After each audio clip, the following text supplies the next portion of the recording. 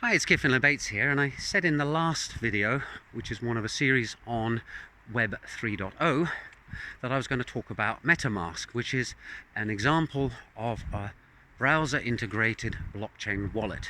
So it's basically a program that attaches itself, if you would decide to install it, to your browser, for example Chrome or Firefox, or I don't know if it works on Edge or Internet Explorer, but I know it works on Chrome anyway. So it attaches itself to Chrome, and you get a handy interface that allows you to manage all your Ethereum blockchain accounts. So you'll have a whole bunch of different addresses, and they may have some balances accorded to them. There may be some ethers in them, there may be some random ERC20 tokens that you've purchased in them, and for the user this provides a handy interface to the Ethereum blockchain, because nobody wants to be handcrafting ones and zeros transactions and sending them off over custom written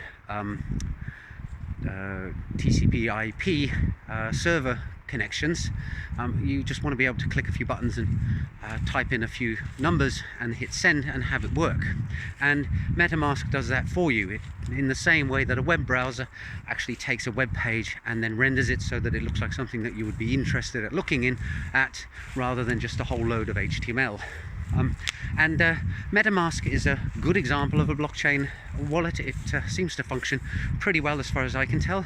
It's not the world's most intuitive thing, but it's not bad. They have put some thought into usability, and you can go and try it out yourself. Fire up Chrome, search for MetaMask, you'll see their website and you can install it. And MetaMask is of great use to Web3 programmers, because you can make a web page that actually connects to the wallet. So you make a web page and you put a button on it, and there's tutorials out there on how to do this, and when someone visits your site they can click on connect my MetaMask wallet, or some other wallet if you're using different software, but I'll stick with the MetaMask example, and then your browser's web page is kind of logged in to your blockchain wallet, and you can use the wallet for all sorts of things. For example, you can use it to allow people to log into your site. This is using it as a form of identification.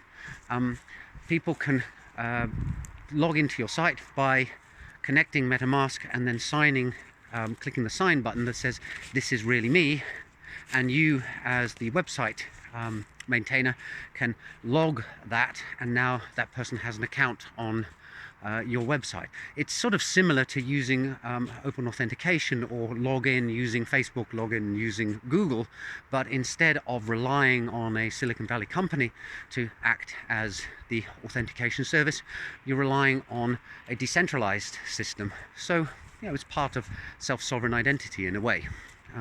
So there's an example of how the Web3 ecosystem has expanded beyond the simple concept of a blockchain that is storing and transferring value and recording ownership, and allowing you to do programmatic things about that value.